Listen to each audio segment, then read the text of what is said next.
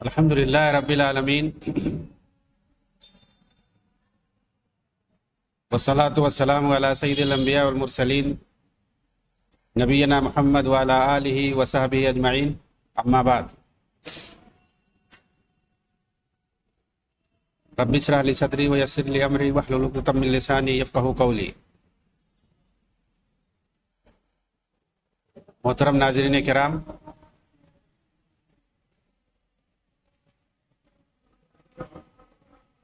آپ کے سامنے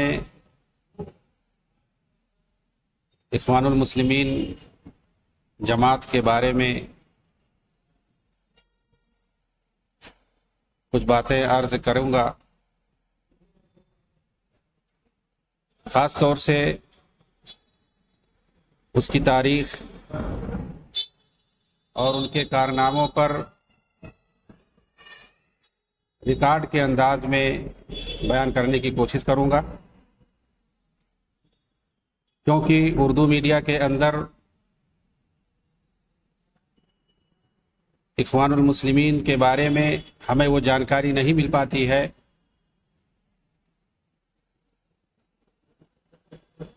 جو صحیح میں موجود ہے، کیونکہ یہ جماعت 1928 کے اندر مصر کے اندر قائم ہوئی تھی، اور اس کی ساری سرگرمیاں ملک مصر اور دیگر عرب ممالک میں انجام پائی ہیں اور پا رہی ہیں۔ تو ظاہر سی بات ہے کہ اس جماعت کے تعلق سے، اس تنظیم کے تعلق سے ساری معلومات آپ کو عربی زبان میں ملے گی۔ اردو زبان کے اندر ہمیں وہ معلومات نہیں مل پاتی ہیں، اور اس وقت چونکہ اس جماعت کا چرچا ہے میڈیا کے اندر، اور عرب ممالک کے اندر ان لوگوں کا کیا رول ہے، کیا کردار ہے، دینی اعتبار سے، سماجی اعتبار سے، سیاسی اعتبار سے، اور ان کے ذریعے 1928 سے لے کر کے اب تک کیا حالات بدلے ہیں، ان لوگوں نے کیا کارنامے انجام دیے ہیں، کہاں تک ترقی کی ہے اس جماعت نے، وہ ساری باتیں رکھوں گا انشاءاللہ۔ اور جیسا کہ میں نے بتایا، چونکہ اس جماعت کی فوٹو کاپی آپ کہہ لیں بر صغیر ہند و پاک کے اندر جماعت اسلامی ہے، اور وہی منہج، وہی عقیدہ، وہی سوچ اور وہی فکر رکھتی ہے یہ، اسی لیے ہمیں انہی کے ذریعے سے اردو میڈیا میں، اردو کتابوں میں، اردو میڈیم سے ہمیں ساری باتیں پہنچتی ہیں۔ ان لوگوں نے بہت ساری کتابیں اور کتابچے، مضمون، بہت ساری چیزیں ان لوگوں نے لکھ رکھی ہیں اردو میں، جو کہ صحیح معلومات نہیں رہتی ہیں۔ ان لوگوں کے تعلق سے اخوان المسلمون جو جماعت ہے، اس کے جو مرشدین ہیں، اس کے جو قائدین ہیں، اس کے جو رہنما ہیں، اردو زبان میں ان لوگوں نے بڑھا چڑھا کے پیش کیا ہے۔ بلکہ حد تو یہ ہے کہ ان لوگوں کے جو اصلی کارنامے ہیں ان کو چھپا دیا گیا ہے، یا تو جان بوجھ کر کے، یا انہیں معلوم ہی نہیں ہے، صرف اور صرف خوش فہمی میں، یا کہہ لیجئے غلط فہمی میں، یا یوں کہہ لیجئے کہ جان بوجھ کر ان باتوں کو نہیں دکھایا گیا ہے، نہیں بتایا گیا ہے۔ میں نے کتاب دیکھا، اخوان المسلمون تختہ دار سے تختہ اقتدار تک، بھئی جو دین کے نام پہ جماعت بنی ہے، وہ تختہ دار سے تختہ اقتدار تک کہاں پہنچ جائے گی؟ اس نے کتاب لکھی ہے محمد انظر ندوی نے۔ اب اس میں دیکھیں گے وہ سب افسانوی کہانی ان کے تعلق سے، وہ شہید فلاں پنہ نے یہ کیا، سید قطب نے یہ کارنامے انجام دیے، اور فلاں نے یہ کیا، لے آئیں گے آپ کو جو ہے شہید محمد مرسی تک لے آئیں گے، اور کسی نے تو امام کہا، کسی نے کچھ کہا۔ 1928 سے لے کر کے 1911 تک ان کی پوری کہانی اور داستان بیان کر دیں گے، کیا کیا کیا ہے، حوالہ ایک بھی نہیں دیں گے۔ اخوان المسلمون کا تربیتی نظام، عبید اللہ فہد فلاحی۔ اسی طرح سے اخوان المسلمون تزکیہ، ادب، شہادت، تزکیہ، ادب، شہادت، یعنی ان لوگوں نے اخلاقیات میں کیا کام کیا، ادب کے میدان میں کیا کام کیا، ادب یعنی لٹریچر کے میدان میں، اور اس کے بعد کیا شہادتیں ان لوگوں نے پیش کی۔ بھائی کس کے لیے پیش کی انہوں نے؟ قوم کے لیے، وطن کے لیے، دین کے لیے۔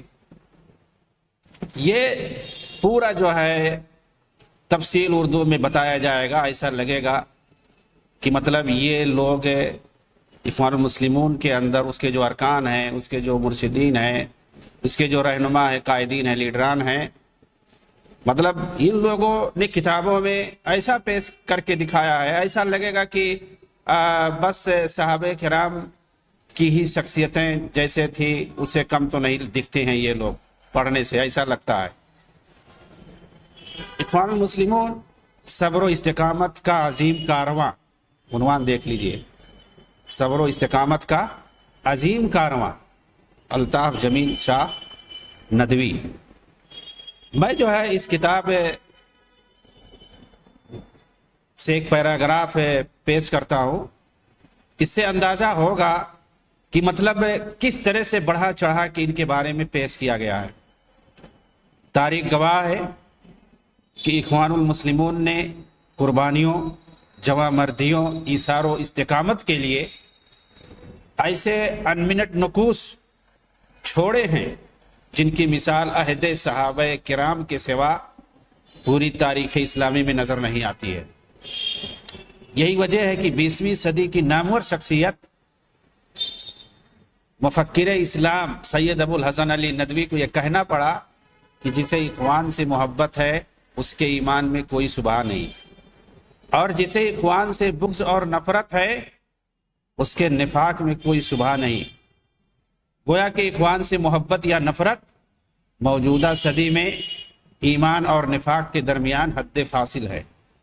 کم از کم 20ویں اور 21ویں صدی کا عالم اسلام بحیثیت ایک جماعت، تنظیم اور تحریک کے اخوان المسلمون کا کوئی متبادل نہیں ہے ان کے یہاں، اور اخوان کا مستحکم وجود پوری دنیا اسلام کے لیے خیر و برکت اور روشن مستقبل کی بشارت بلکہ ضمانت ہے۔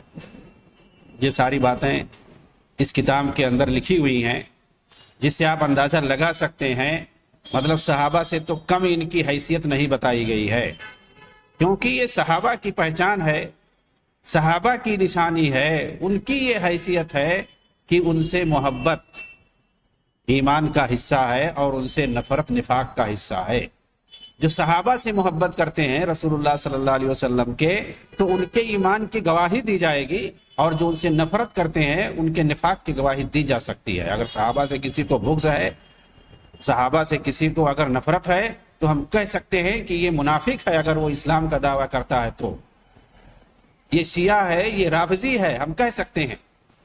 اور اگر صحابہ سے محبت کوئی کرتا ہے، محبت کا اظہار کرتا ہے، تو ہم کہیں گے کہ یہ ایمان کی علامت ہے۔ تو بتائیے، یہ بات اگر کہی ہے، کسی نے بھی اگر یہ بات کہی ہے، تو اس کا مطلب اخوان المسلمون کے لیڈروں کو، ان کے سربراہوں کو صحابہ سے مشابہ قرار دیا جا رہا ہے، صحابہ کے برابر قرار دیا جا رہا ہے گویا، کیونکہ انہوں نے کہا ہے کہ انہوں نے جو کارنامے انجام دیے ہیں اب تک پوری اسلامی تاریخ کے اندر صحابہ کے سوا اور کسی نے انجام نہیں دیا ہے۔ بتائیے، چاہے وہ تابعین ہو یا تبع تابعین ہو، ائمہ کرام ہو، اسلاف کرام ہو، محدثین اعظام ہو، اور بڑے بڑے جو اسلام تاریخ اسلام کے اندر جنریل ایک سے گزرے ہیں، کسی نے نہیں کارنامہ انجام دیا ہے جو کارنامہ اخوان المسلمون نے انجام دیا ہے موجودہ صدی کے اندر۔ صرف انہوں نے صحابہ کرام کو الگ کر دیا ہے، مستثنیٰ کر دیا ہے، اور ان کے برابر گویا انہوں نے ٹھہرا دیا ہے۔ تو میرا کہنے کا مطلب یہ ہے کہ آپ ان کے تعلق سے اردو میڈیا میں، اردو زبان کے اندر ایسی ہی کتابیں اور ایسے ہی مضامین آپ پا جائیں گے۔ اخوان المسلمون کا نظریہ اخوت، حسن بننا سے محمد مرسی تک، اب اس میں سب گنائیں گے انہوں نے کیا شہادتیں پیش کی، کیا کارنامے انجام دیے، اور کیا کیا اور کیا کیا، یہ ساری چیزیں۔ چنانچہ آج وقت کی ضرورت ہے اردو کے اندر بھی، اردو زبان سمجھنے والے، بولنے والے، لکھنے پڑھنے والے کم نہیں ہیں، ان کی تعداد کروڑوں میں ہے۔ اس لیے ضروری ہے کہ جس طرح سے ان لوگوں نے اخوان المسلمون جماعت کے تحت ان کے بارے میں جو غلط فہمیاں پھیلائی ہیں، جو غلط میسج دیا ہے، جو صحیح بات ہے، جو حقائق ہے، اس کو نہیں دکھایا گیا، اس کو سامنے لایا جائے، پروف کے ساتھ لایا جائے۔ کیوں؟ اس لیے کہ ہمیں جو اردو زبان میں باتیں ملتی ہیں، ان کے ذریعے سے، ان کے واسطے سے انہوں نے خوش فہمی میں زیادہ سے زیادہ بڑھا چڑھا کے باتیں لکھی ہیں۔ حتیٰ کہ انہوں نے جو کام نہیں کیے ہیں، جو کارنامے انہوں نے نہیں انجام دیے ہیں، وہ ساری چیزیں اس میں آپ کو مل جائیں گی۔ وجہ یہ بھی ہے اردو زبان میں اخوان المسلمون جماعت کے تحت باتیں لانے کے لیے، کیونکہ ان کا میڈیا میں بہت چرچا ہے۔ عالم عرب جو کہ عالم اسلام کا مغز ہے، عالم اسلام کا جو قلب ہے، وہاں پر انہوں نے کیا کیا، کیا کارستانیاں انجام دی ہیں۔ ان کے ذریعے سے عالم اسلام کو حقیقت میں کتنا نقصان ہوا ہے۔ عالم عرب کے اندر انہوں نے کیا فتنہ، فساد اور شر پھیلایا ہے۔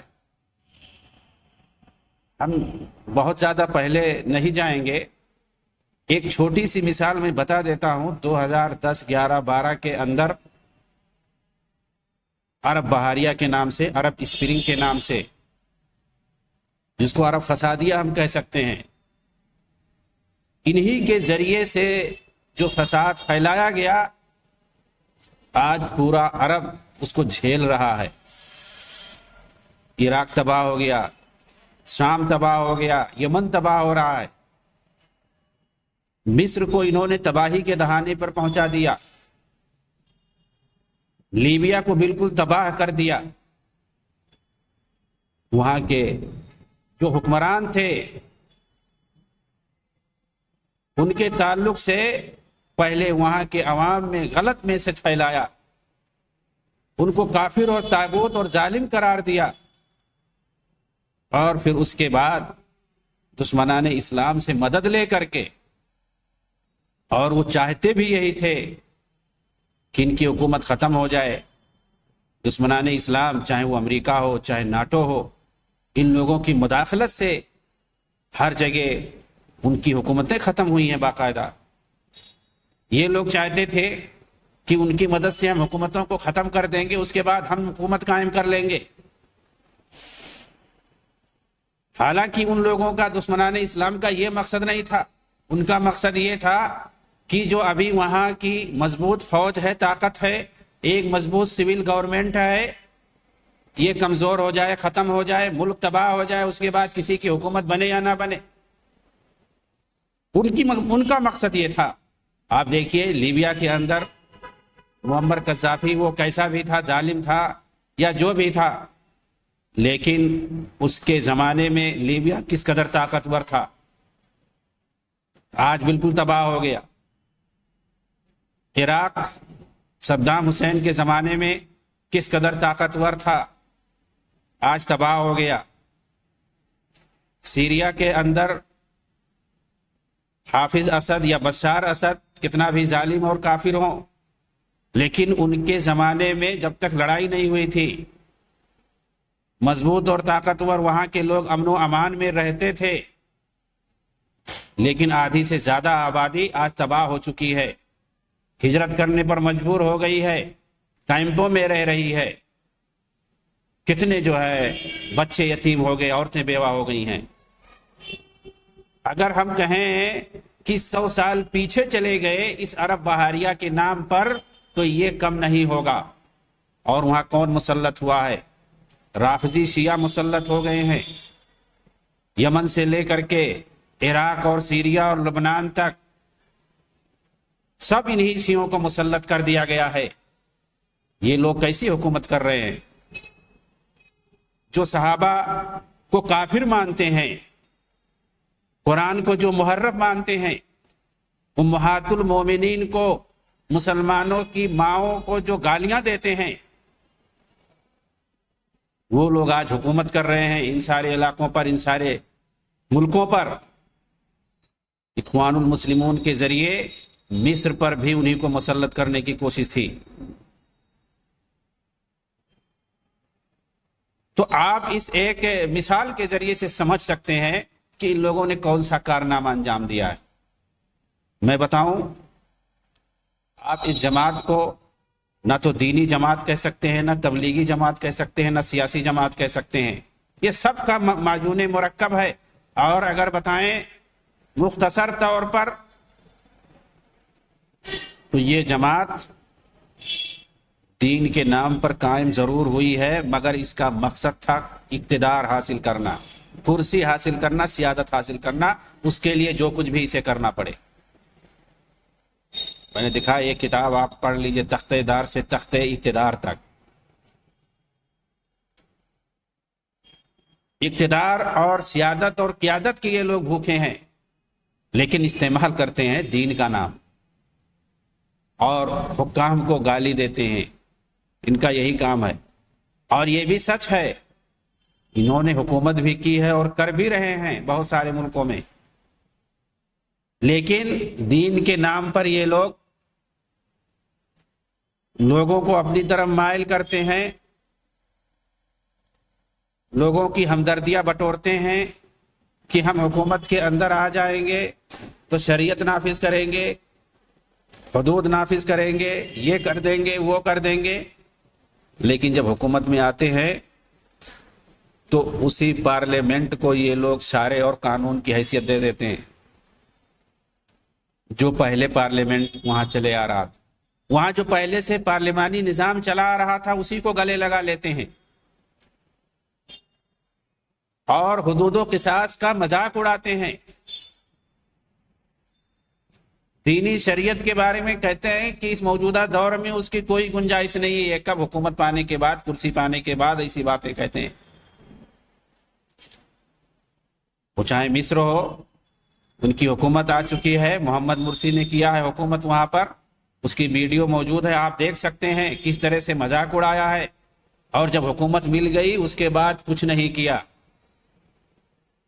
ٹیونس کے اندر انہوں نے حکومت کی ہے 2011 سے لے کر کے 2014 تک. ابھی بھی وہ لوگ حکومت میں شامل ہیں، لیکن مستقل طور پر 2011 سے 14 تک انہوں نے حکومت کی ہے. لیکن آپ تاریخ پڑھ لیں ٹیونس کا کہ 2011 سے لے کر کے 2014 تک جو انہوں نے حکومت کی ہے، انہوں نے کیا شریعت نافذ کر دی. میں کہتا ہوں 2011 سے پہلے جس طرح وہاں کی کنڈیشن تھی، اس سے کہیں بری کنڈیشن حکومتی پیمانے پر ہوئی. شریعت کا تو نام و نشان نہیں. آزادی ہر شخص کو ایسی حاصل ہو گئی کہ کوئی اباحیت کی دعوت دے رہا ہے، کوئی ہم جنس پرستی کی دعوت دے رہا ہے. ہر کوئی آزاد ہے، جو چاہے وہ کرے. لوگ کہنے لگے کہ اس سے بہتر تو وہی پہلا زمانہ تھا. لیبیا کے اندر ان کی حکومت ہے، غزہ کے اندر ان کی حکومت ہے. کہاں پر ان کے یہاں شریعت نافذ کر رہے ہیں؟ مطلب کہنے کا خلاصہ یہ ہے کہ اگر یہ دین کا نام لے کر کے حکومت بھی پاتے ہیں تو پھر پہلے سے زیادہ بری حکومت سامنے لاتے ہیں لوگوں کے، اور عوام اس طرح سے وہاں کی اور بدزن ہو جاتی ہے ان کے بارے میں. تو یہ ساری چیزیں صرف عرب والے جانتے ہیں، عرب عوام جانتی ہے. عربی زبان میں ان کے تعلق سے ساری چیزیں موجود ہیں. عربی زبان میں ان کی حقیقتیں موجود ہیں کہ یہ لوگ کیا کرنا چاہتے ہیں، کس لیے یہ جماعت برپا کی گئی ہے، کس کے اشارے پہ برپا کی گئی ہے، ان کا مقصد کیا ہے، اور ان کے رہنماؤں کی حالت کیا تھی، ان کے لیڈروں کی حالت کیا ہے، یہ کس کو اپنا آئیڈیل سمجھتے تھے، ان کی سوچ اور فکر کیا ہے، ان کی وجہ سے عالم اسلام کو کتنا نقصان پہنچا ہے، اور ہم لوگ بطور خاص اردو زبان جاننے والے ان کے بارے میں کیا جانتے ہیں۔ صرف خوش فہمی میں مبتلا ہیں، چنانچہ ضروری ہے کہ ان کی حقیقت کو جانا جائے، کیونکہ جیسا کہ میں نے بتایا اسی کی فوٹو کاپی جماعت اسلامی ہے، اور انہی لوگوں کی کوشش سے ایران کے اندر 1979 میں وہاں بغاوت کے ذریعے سے خمینی اور اس کے ساتھیوں کے ذریعے سے، چاہے وہ شیعہ رافضی ہوں، ان کی جماعت ہو، یا اخوانی ہو، یا جماعت اسلامی ہو، ان سب لوگوں کی کوششوں سے وہاں پر وہ حکومت قائم کی گئی تھی، اور اس کو انقلابی حکومت کہتے تھے، اور یہ لوگ اس کو اپنا آئیڈیل مانتے ہیں۔ سب لوگوں کے بیانات موجود ہیں، تحریریں موجود ہیں، چاہے وہ مولانا مودودی ہو، چاہے وہ سید قطب ہوں، جتنے بھی سیاسی رہنما اخوان المسلمون کے اندر ہیں یا جو جماعت اسلامی کے اندر ہیں، ان سب لوگوں کے اس وقت اور دیگر اس طرح کی تنظیمیں، خاص طور پہ جو انڈونیشیا کے اندر تھی، یا اسی طرح سے ترکی کے اندر تھی، اور دوسرے عرب ممالک میں جو اخوان المسلمون کی برانچز پائے جاتے تھے، ان لوگوں کی کوشش سے ایرانی حکومت کو، یعنی خمینی کی حکومت کو آئیڈیل بنا کے پورے عالم اسلامی میں پھیلایا گیا، اور دکھایا گیا کہ یہ ایک اسلامی ریاست ہے، اسی طرح کی ریاست ہر ملک میں قائم ہونی چاہیے، وہاں کی حکومت کو ختم کر کے باقاعدہ یہ حوصلہ دیا گیا۔ اور کون نہیں جانتا ہے کہ عالم اسلام کو ایرانی حکومت سے، خمینی کی قائم کی گئی حکومت سے جو نقصان پہنچا ہے اور جو پہنچ رہا ہے، وہ عالم اسلام کو آج تک اتنا نقصان نہیں ہوا ہے کسی بھی حکومت سے، اور ان سب کی آئیڈیل حکومت جو ہے وہی ایرانی حکومت، وہی خمینی کی حکومت ہے۔ اس لیے ہمیں سمجھنا ہوگا کہ آخر ان لوگوں کی کیا فکر ہے، ان لوگوں کی کیا سوچ ہے، ان لوگوں کا دعویٰ کیا ہے، اور یہ لوگ عملاً کرتے کیا ہیں، نتیجہ کیا برآمد ہوتا ہے عملاً۔ میں صرف اور صرف بات کروں گا اخوان المسلمون کی، کیونکہ ان کے بارے میں ساری معلومات آپ کو عربی زبان میں ملے گی، یا تو ان لوگوں کے ذریعے سے جو اس جماعت کے اندر داخل ہوئے، اس کے رکن بنے، اور پھر اس کے بعد جب ان کو حقیقت معلوم ہوئی تو انہوں نے اس جماعت کو چھوڑ دیا، اور پھر اس کے بعد انہوں نے کتابیں لکھی اپنے تجربات کی روشنی میں۔ اسی طرح سے ان لوگوں کے ذریعے سے ہمیں معلومات ملی جو حقیقت جانتے ہیں، عرب ملکوں میں رہتے ہیں، اور ان لوگوں نے ان کے بیچ میں رہ کر کے ان کی حقیقت دیکھی ہے، اور پھر اس کے بعد انہوں نے کتابیں تحریر کی ہیں اپنے تجربے کی روشنی میں۔ اسی طرح سے خود اخوان المسلمون کے جو مصنفین ہیں، لیڈران ہیں، جن کو مفکرین بولتے ہیں، انہوں نے اپنی کتابوں میں کیا تحریر کیا ہے، وہ ساری چیزیں حوالے کے ساتھ، یہ اصل معلومات ہے۔ ایسا نہیں کہ بہت شہید تھے، وہ شہید ہو گئے دین کے راستے میں، انہوں نے بڑی قربانیاں دی ہیں، وہ ایسے تھے، وہ ایسے تھے، اور اس طرح سے ہم ان کو ہوا بنا کر کے صحابہ کرام کی پوزیشن میں، مقام پر کھڑا کر دیں۔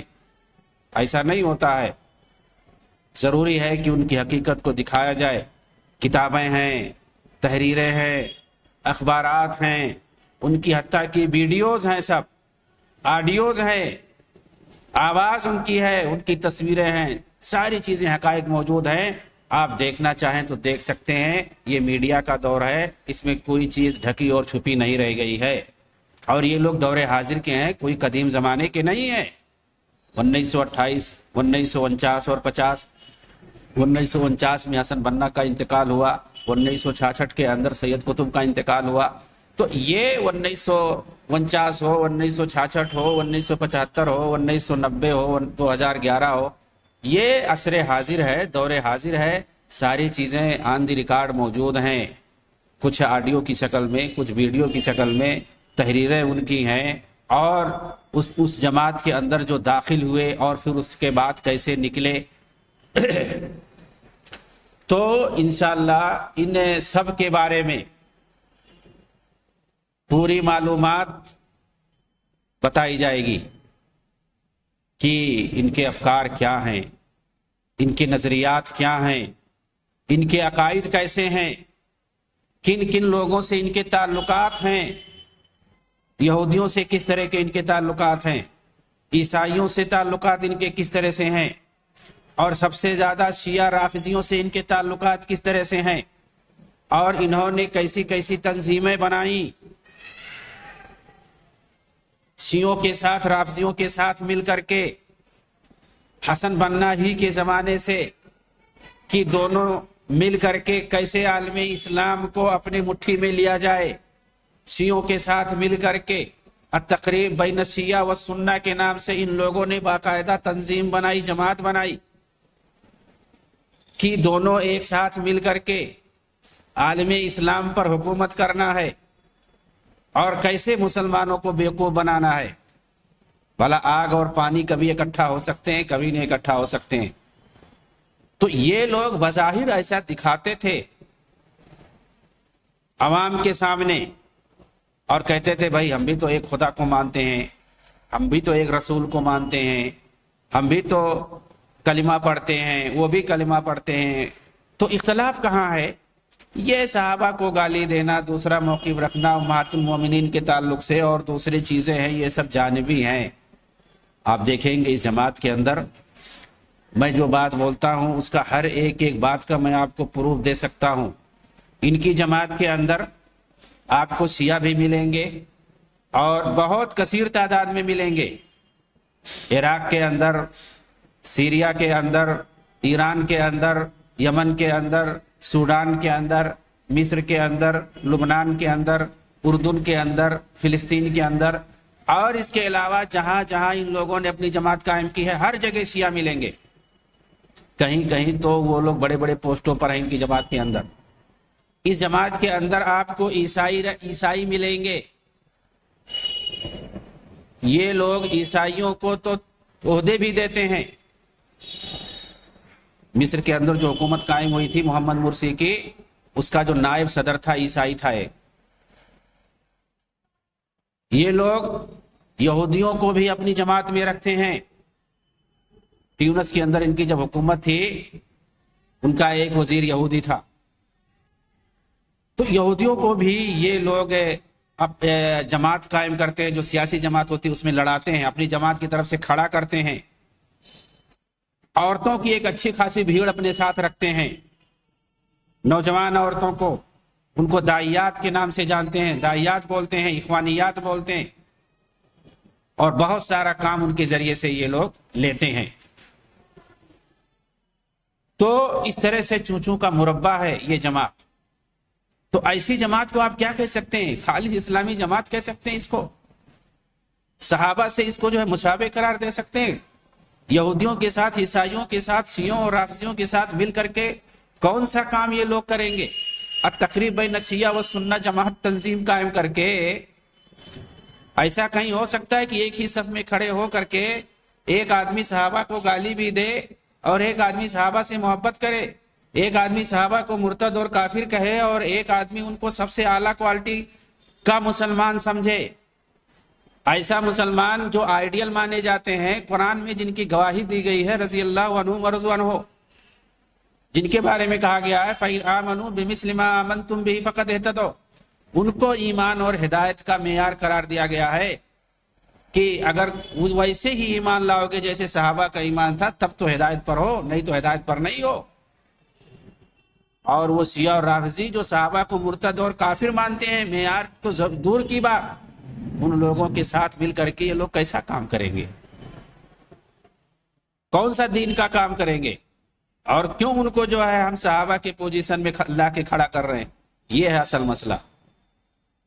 تو ضروری ہے کہ ان کی یہ ساری، یہ تو تمہید کے طور پر، مقدمہ کے طور پر میں نے بات بتائی ہے، انشاءاللہ ان کے بارے میں کیا حقائق ہیں، وہ ساری چیزیں سامنے لائے جائیں گی آپ کے۔